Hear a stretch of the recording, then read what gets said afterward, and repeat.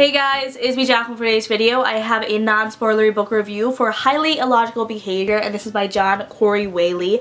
I was sent this book by Penguin Random House in exchange for an honest review, so let's get right into this. So what exactly is this book about? It is a YA coming-of-age story in which we follow two main characters named Lisa and Solomon. This book is actually told in third person, in which we follow alternating perspectives between the two main characters.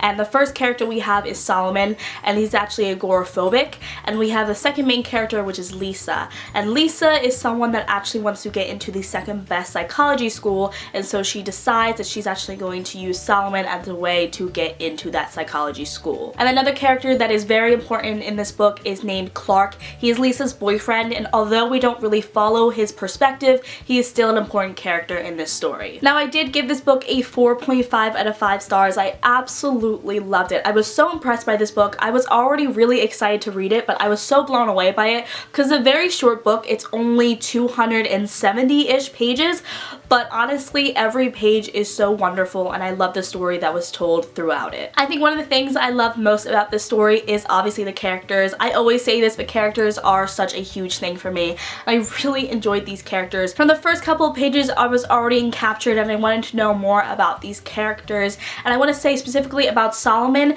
he deals with anxiety and agoraphobia, and I think specifically that John Corey Whaley did such an amazing job with those two features. He didn't over dramatize them, and he didn't make them seem unrealistic. I felt that these characters were so real, and I loved how they were all so rounded and they just felt really natural. John Corey Whaley has this really unique way of blending humor with almost this realistic aspect, because I felt like there were some parts that should have been more of a sadder or tender moment, but since he has that humor aspect to it, it made it a lot more light and just so easy to read, and I was just so encaptured by this book. It is a short book, like I said, so I did read it in one sitting, but honestly I'm just so pleasantly surprised by how much I did enjoy this book. One thing that I absolutely love that John Corey Whaley did was he sort of left this message at the end, and I just felt like I got so much from it, because sometimes I love reading just to read, and other times I want to get something, I want more than just entertainment purposes, and I feel like this book specifically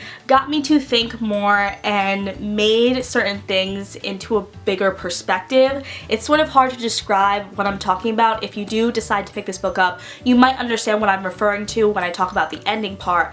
But after I finished this book, I just was left wondering certain things, and I really got to think more, and I love the fact this book made me actually think more and made me realize other things about life, and especially about myself. But with these characters, I sort of saw myself through them and saw how I could sort of learn more about myself as these characters learned more about themselves. Like I said, I did give this book a 4.5. I did really enjoy this book, and the only reason I didn't give it a full 5 out of 5 stars was because there was a part where we skipped a month ahead, and I don't really like that in books, especially since this is so short. I would have kind of loved to see like just a few scenes in that month time period that we missed and we skipped forward. That's the only complaint I had, because like I said, this was such a short book, and I would have loved to see and gotten to know these characters even more. I do feel very satisfied with this book, but in general, in any book, I just hate when a book skips forward X amount of months or X amount of weeks. I feel like sort of lost,